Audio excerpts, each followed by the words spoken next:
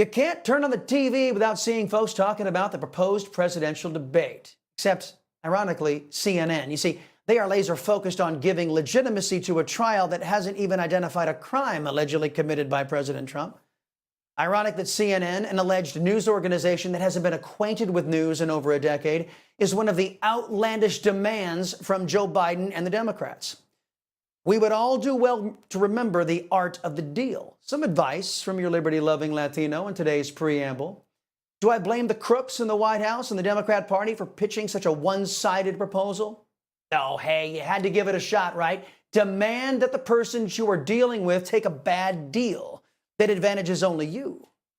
In case you missed Prima Donna Joe's list of demands, he wants early debate dates in June and September. A June debate? That doesn't happen. Perhaps giving plenty of recovery time if Biden flops in debate number 1. Next, no live audience. CNN's Chris Wallace celebrating the removing of the people from the presidential selection process, saying a debate without an audience will be, quote, cleaner. Yes, wouldn't want all the unwashed masses mucking up an election, would we, Chris Wallace? Next, no conservatives will be allowed to ask questions, only well-known left-wing biased network moderators. Speaking of the networks, they will have the ability to cut microphones to censor the candidates to make sure nobody strays from the carefully choreographed left-wing script. And nothing says America by prohibiting qualified candidates from having the ability to be heard. RFK Jr. will not be allowed on the stage. As I said yesterday, I think China's dictator had a shorter list. President Trump has said he'd debate anywhere, anytime, any place, but he didn't say anybody. In my opinion, the RNC and the campaign should insist that balance be provided to the first debate, frankly, because I know left-wingers lie. Thus, there's no guarantee a second debate will even happen, as Democrats have promised. As mentioned, only left-wing moderators are allowed in this debate, according to Joe Biden's rules. CNN moderators Dana Bash and Jake Tapper are on deck. Here's an example of their loathing, unfairness, and disdain of President Trump.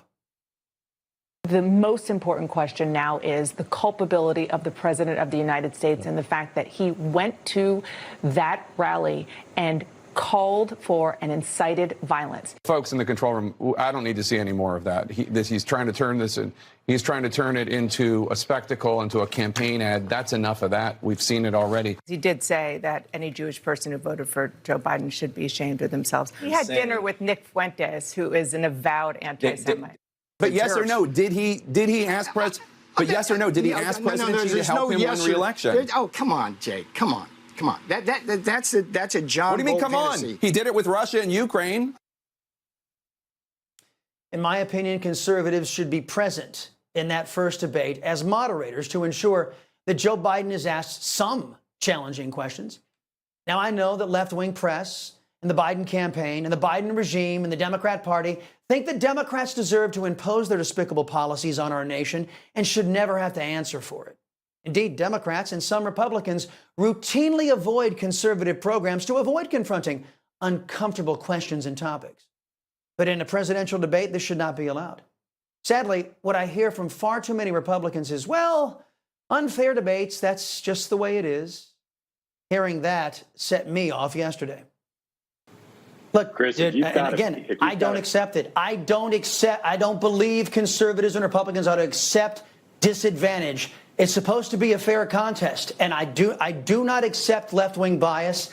I do not support left-wing bias, and I think it is foolish for any Republican or any conservative to start off saying, hey, why don't we start off with bat guano crazy? Why don't we just accept that this is the problem I've had? And sorry, Mark, I'm taking your time. This is the problem I've had with Republicans. They start with surrender. They always start. The Democrats go full-blown socialist, and the Republicans start waving the white flag. And I say it's BS. Mark, Biden's jab at Trump's trial, I heard you were free on Wednesdays, striking right after the White House basically admits the entire case is quote-unquote political. Here's Karine Jean-Luc Picard saying the quiet part out loud. Listen. I can't speak to,